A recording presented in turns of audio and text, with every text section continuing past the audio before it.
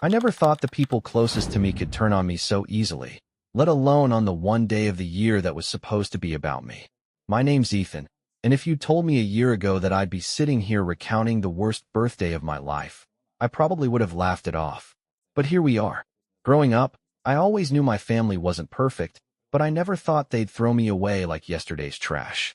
I'm 28, and up until recently, I still lived at home with my parents and my younger sister, Amanda. It wasn't ideal, but I pulled my weight. More than my weight, actually. I covered bills when my dad forgot. I picked up groceries when my mom was too tired, and I even fixed things around the house when they broke.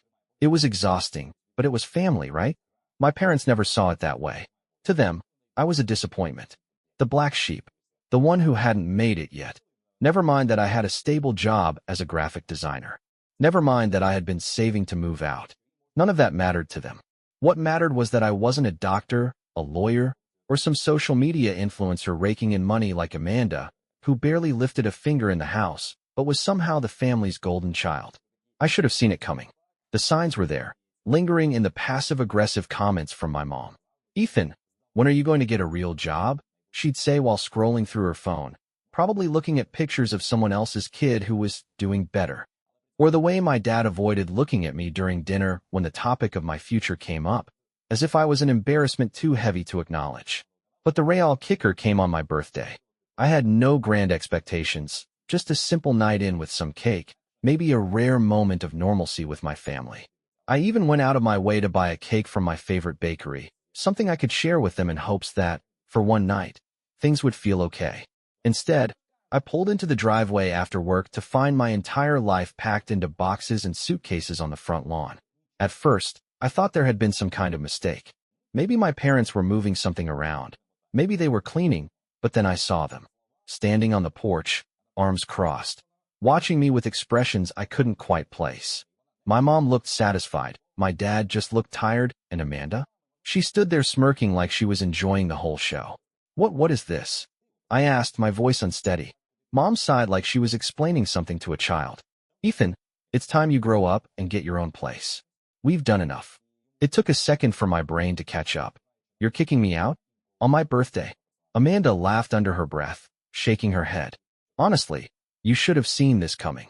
I looked to my dad, hoping for some kind of intervention, but he just shifted his weight awkwardly and stared at the ground. He wasn't going to fight for me. None of them were. I swallowed the lump in my throat. "Where am I supposed to go?" "That's not our problem," Mom said, her voice devoid of any sympathy. "You're old enough to figure it out." I stood there, feeling a mixture of anger, betrayal, and something else I couldn't quite name. I wanted to fight back, to yell, to demand an explanation, something that would make sense of all this. But the truth was simple. They didn't care. I forced myself to take a deep breath. Fine. I walked past them, past Amanda's smug expression, and started loading my things into my car. I refused to cry in front of them. I wouldn't give them the satisfaction. By the time I finished packing up the last box, I turned to look at them one last time, hoping, stupidly, that they'd change their minds, that this was some cruel joke they'd take back. But my mother just gave me a thin smile. "Happy birthday, Ethan. Consider this your fresh start." With that, she shut the door. I stood there, staring at the house that had been my home, now a place I wasn't welcome anymore. Then, without another word, I got in my car and drove off into the night, with no idea where I was going, no plan, and a pain in my chest I couldn't shake. But as I gripped the wheel, one thought repeated in my mind. I will never let them have this kind of power over me again. The motel room smelled like old carpet and regret. It was the only place I could afford on such short notice, a dingy little spot off the highway with flickering neon lights and a vending machine that barely worked. I sat on the edge of the bed, staring at the walls, my belongings stacked around me in messy piles. I was officially homeless. It felt surreal. One moment, I had a home, cramped and miserable as it was, but it was still my home. Now I was just another person in transit, floating between one place and the next. I barely slept that night, my mind replaying everything that had happened. The way my mother's voice had sounded so casual, as if tossing me out was just another chore on her to-do list. The way Amanda had laughed like it was some inside joke. The way my father had stood there and done nothing. I should have been furious. I should have been plotting revenge, vowing to never forgive them. but all I felt was empty. The next morning, I dragged myself to work, running on nothing but caffeine and the sheer will to avoid thinking. I buried myself in projects, staying late at the office just to have somewhere to be. It wasn't long before my boss, Claire, noticed. She was sharp. The kind of woman who could read people like a book and had no patience for nonsense. That afternoon, she appeared at my desk, arms crossed. "Ethan, what's going on?" I blinked up at her. "Nothing. Just working." Her expression told me she wasn't buying it.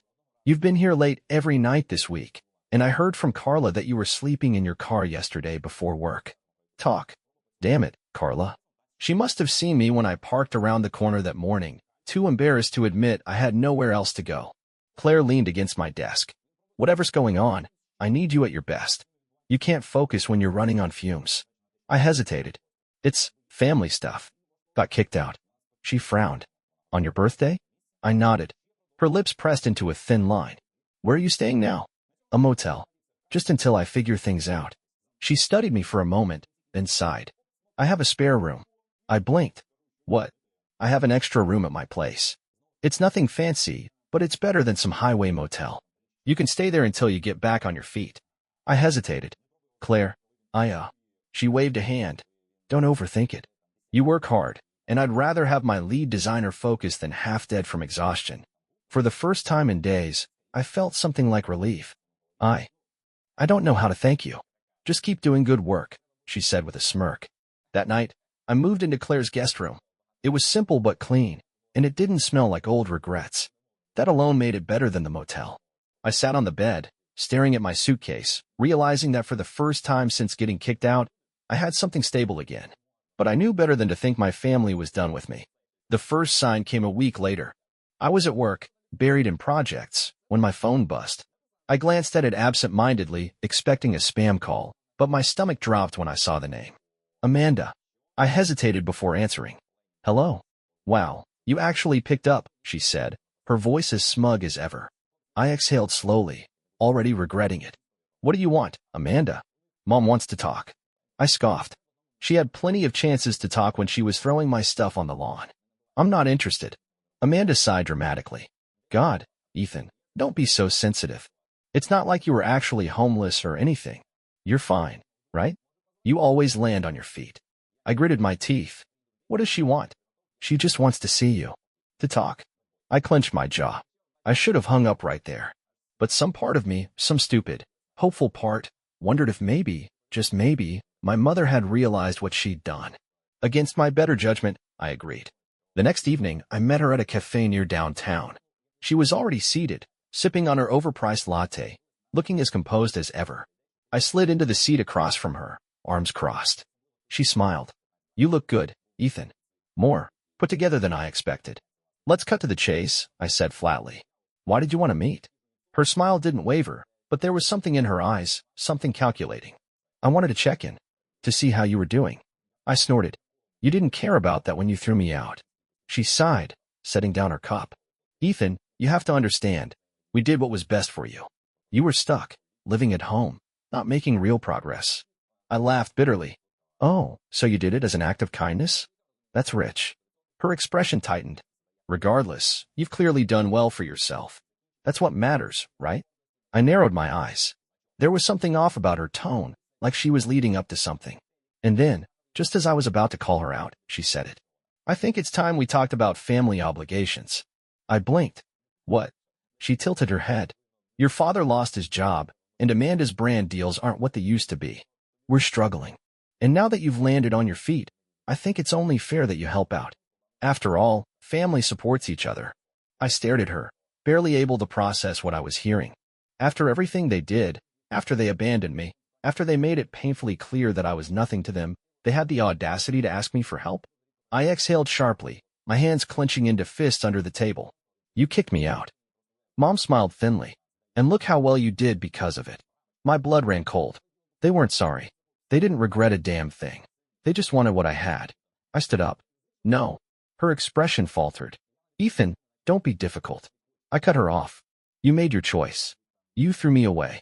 Now you want me to bail you out." I let out a bitter laugh. "That's not happening." I turned to leave, but her voice stopped me in my tracks. "We're family, Ethan. That means something. I turned back, meeting her gaze with a cold stare. No, it doesn't. Not anymore. And with that, I walked away, leaving her sitting there with nothing but her cooling latte and the realization that she had finally lost control over me. I told myself I wouldn't think about it.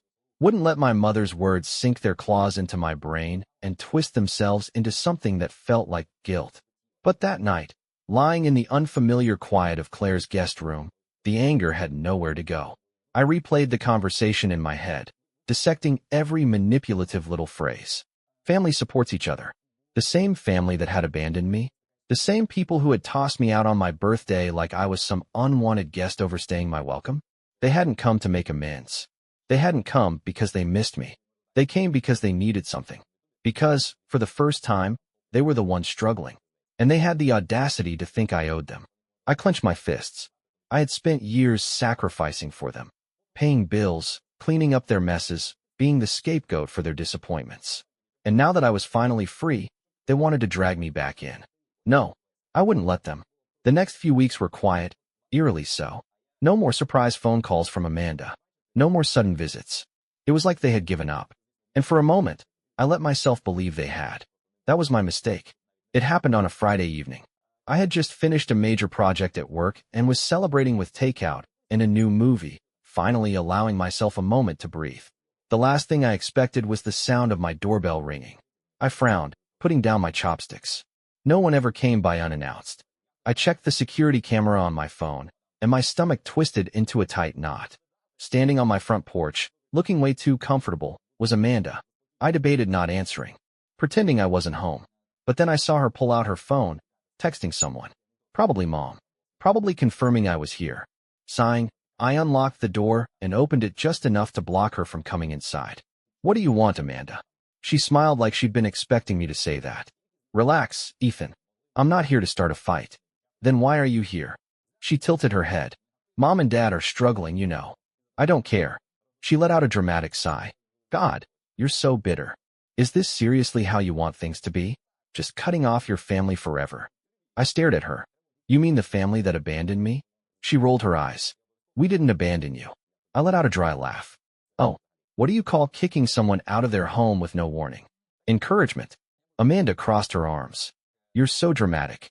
I didn't have time for this. Get to the point, Amanda. She hesitated, shifting her weight. Mom and Dad need a place to stay. Just for a little while. You have this whole apartment to yourself, and they. I laughed. A real, bitter laugh that made her flinch. You think I'd let them move in? After what they did? She scowled. Jesus, Ethan, are you really this selfish? That word. Selfish. They always used it when they wanted me to bend. When they wanted me to sacrifice myself for them. I clenched my jaw. No. I'm just done letting people walk all over me. Amanda's expression darkened. So that's it. You're just gonna let your own parents struggle while you sit here in your fancy little apartment? I raised an eyebrow. Oh, you mean the apartment I worked my ass off for? The one I paid for without their help? She scoffed. Unbelievable. I stepped forward, forcing her to take a step back. Let me make this simple for you, Amanda. I don't owe them anything, and I sure as hell don't owe you. Her lips pressed into a thin line. For a moment, I thought she was going to drop the act and show her true colors. But instead, she plastered on a fake smile and gave me a slow nod. All right, she said, if that's how you want to play it. And with that, she turned and walked away. I stood there, heart pounding, watching as she climbed into her car and drove off. Something about the way she left made my skin crawl. This wasn't over. Not even close. Amanda's visit left a sour taste in my mouth. I knew my family, and I knew when they were up to something. That smug little nod she gave before leaving? It wasn't surrender, it was a warning. But I had no idea just how far they were willing to go. The next few days were uneventful, which should have been my first clue that something was brewing. Work kept me busy, and Claire had started dropping hints about a big promotion coming my way, which meant longer hours and more projects. I didn't mind. The more I focused on my career, the less space my family occupied in my head. Then, on a Tuesday afternoon, I got a call from an unknown number. I usually ignored those, assuming they were spam, but something told me to pick up. Ethan speaking. Mr. Reynolds, a formal voice responded. This is Samuel Porter from Warner and Associates. I'm calling regarding a potential dispute over the ownership of your property. I frowned. I'm sorry. What? There was a brief pause before the lawyer continued, his voice carefully neutral. Your parents, Mark and Julia Reynolds, have retained our services to assert their claim that your current residence is a family asset and should be available for shared use. I nearly dropped my phone. What the hell are you talking about? I snapped. The lawyer hesitated, likely not used to such direct responses. Your parents claim that while the property is in your name, it was made possible through years of family support, and as such, they have a right to reside in or benefit from it. I laughed. I actually laughed. A short, sharp, incredulous sound. This is a joke, right? I assure you, Mr. Reynolds, we are treating this matter seriously. If necessary, your parents are prepared to escalate this to a formal legal proceeding. Oh, I bet they were. I pinched the bridge of my nose, willing myself to stay calm. They threw me out of their house. On my birthday. And now they want to move into mine. I can't speak to the personal circumstances, only the claim being presented. Unbelievable. They weren't just asking anymore. They were trying to force their way back into my life, into my home. I clenched my jaw. Let them escalate. They have no case. This apartment is legally mine, and they contributed nothing. If they want to waste their money on legal fees, that's their problem. A pause. Then, I will relay your response. Have a good day, Mr. Reynolds. The call ended, but my heart was still hammering against my ribs. I sat there for a long time, staring at my phone, my mind racing. This was beyond manipulation. This was war, and I wasn't about to lose. By the time I got home that evening, I had already spoken to Claire about getting a legal consult. She put me in touch with her own lawyer, a no-nonsense guy named Mason, who took one look at my situation and immediately started laughing. They don't have a leg to stand on, he said, flipping through the documents I sent him. No financial contributions, no legal ties to the property. It's a desperate move, nothing more. Yeah, well, my family is pretty desperate, I muttered. Mason leaned back in his chair. They're banking on the fact that you'll be too overwhelmed to fight back. They're hoping you'll cave just to avoid the stress. I exhaled sharply. That sounded exactly like my mother's style. Well, they're wrong, I said. Mason grinned. Good answer. Here's what we'll do. By the end of the meeting, we had a plan in place. A cease and desist letter would be sent to their lawyer, making it clear that any further action on their part would result in legal consequences. If they still tried to push forward, I'd countersue for harassment. Simple. Effective. I should have felt relieved. I should have been celebrating the fact that I had the upper hand. But something gnawed at me. My family didn't like losing. And if they couldn't beat me legally, they'd find another way. I was right. 2 days later, I came home to find my mother standing outside my apartment building. Waiting. My stomach tightened, but I forced myself to stay calm as I walked past her, acting as if she weren't even there. Ethan. I didn't stop. Ethan, don't ignore me, she said, her voice sharper now. I sighed and turned around. What do you want, Mom? She crossed her arms, tilting her head. I want to talk. You lost that right when you tried to take my home away from me. Her expression didn't change, but something flickered in her eyes. Annoyance. Maybe even anger. You're being dramatic, she said. I laughed under my breath. You sent a lawyer after me. Mom rolled her eyes. That was just a precaution. We wouldn't actually go through with it if you had just listened to reason. There it was. The manipulation. The attempt to make this my fault. I gave her a blank stare. You threw me out, remember? On my birthday. So forgive me if I don't feel particularly inclined to let you move into my home. Mom let out a long sigh, as if she were dealing with a stubborn child. We did that for you, Ethan. So you could learn independence. Independence? I repeated, incredulous. You didn't do it for me. You did it because I wasn't useful to you anymore. Now that I am, you want back in. She didn't deny it. She just gave me that same cold smile I had seen on the day she shut the door in my face. We're family, she said softly.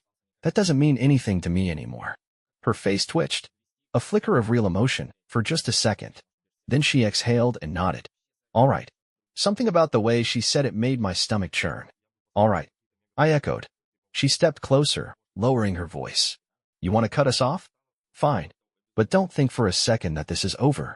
You might have the upper hand now, but things change. Don't come crying to us when you realize how alone you are. A cold, sharp pain settled in my chest, but I refused to let it show. I forced myself to smirk. Funny. I was about to say the same thing to you. Mom's expression darkened, but she said nothing else. She turned, walking away with the same grace she always carried, like she had already planned her next move. And that was what worried me the most. This wasn't over. It never would be. I should have known my mother wasn't walking away quietly. That was never her style. The next few weeks were eerily calm, which only made me more paranoid. I had expected more phone calls, more guilt-tripping, maybe even another legal stunt. But nothing came. It was almost worse than the fights because I knew she was up to something. I just didn't know what. And then, one morning, I found out. I was at work, sitting in a meeting, when my phone buzzed. Normally, I would have ignored it, but something made me glance at the screen. An unknown number. But the message was short and chilling. You might want to check your front door. A shiver ran down my spine. I had no idea who sent it, but I had a bad feeling. I pulled up my apartment's security feed and felt my stomach drop. There, on my doorstep, was a moving truck. And standing next to it? My parents. My breath caught in my throat. I barely registered the meeting going on around me as I scrolled through the footage. They weren't just standing there. They were unloading things. Bags. Boxes. Furniture. They were moving in. I shot up from my seat, nearly knocking over my coffee. I need to go. Claire barely had time to glance up before I was already grabbing my stuff and heading for the door. My heart was pounding, my mind racing. By the time I reached my apartment, I was already seething. I stormed up to the entrance, my voice cold and sharp. What the hell do you think you're doing? My mother turned to face me, completely unfazed. Well, Ethan, we tried to go through the legal channels, but since you made that impossible, we had no choice but to handle things ourselves.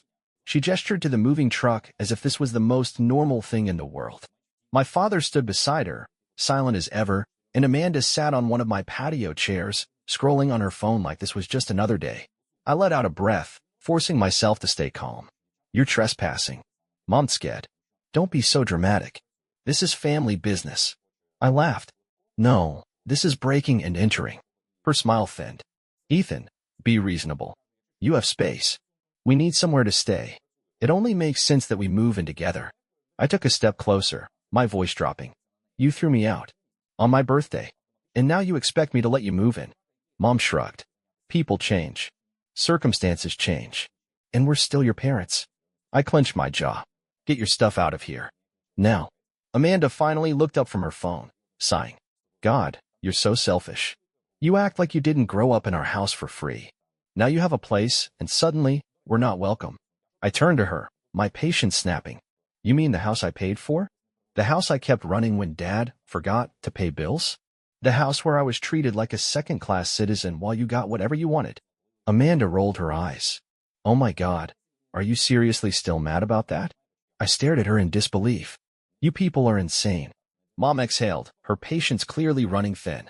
Ethan, we're not asking. We're moving in. Whether you like it or not. And just like that, I understood. This wasn't just desperation. This was control. This was about power. They wanted to remind me that no matter how successful I got, no matter how far I came, they could still take from me. That I would always belong to them in some way. I looked at them, my mother, smug and certain. My father, silent and complicit. Amanda, indifferent and entitled. And I felt nothing but rage. I pulled out my phone. I'm calling the cops. For the first time, my mother's expression faltered. Ethan. No, I cut her off, my voice steady. I warned you. You lost every right to call yourselves my family when you made it clear I was disposable. And now you think you can force your way back into my life. Amanda scoffed. You wouldn't actually call the cops on your own family. I pressed the dial button. Watch me. My mother's face twisted with anger. You're making a mistake. No, I said. You did. And then I walked away, letting the phone ring as I stepped back into my apartment and locked the door behind me. I didn't wait to see what happened next.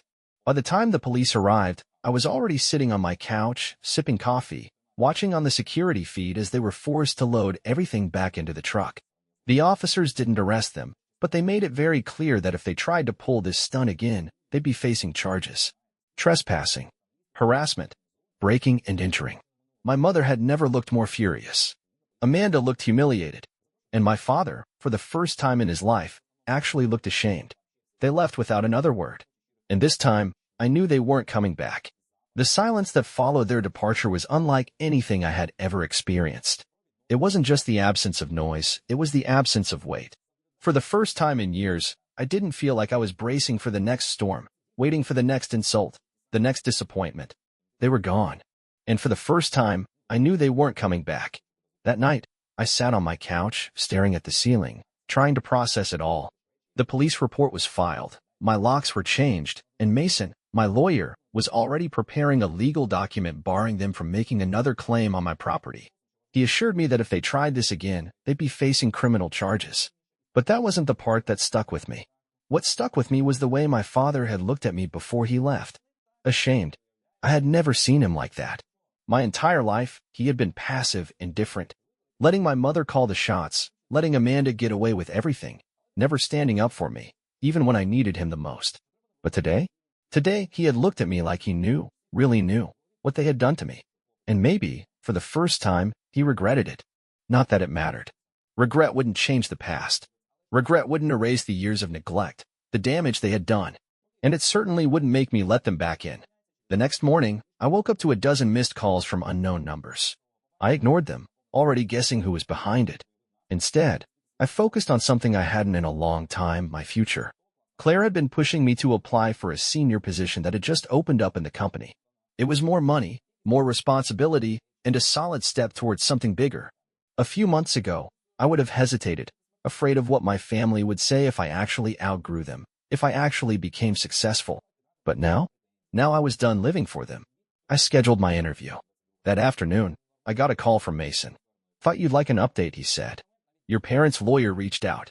They've officially dropped any claims against your property. Sounds like they finally got the message."